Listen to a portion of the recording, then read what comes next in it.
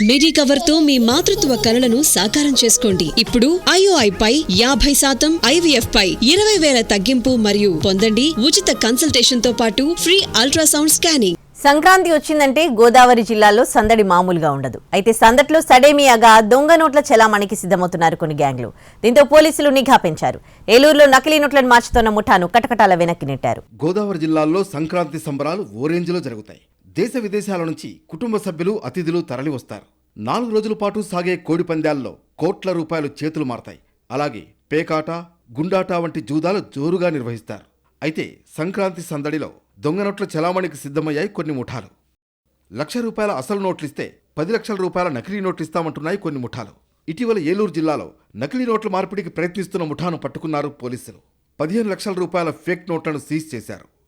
కోడి పందాల బరుల దగ్గర online payments ఉండవు.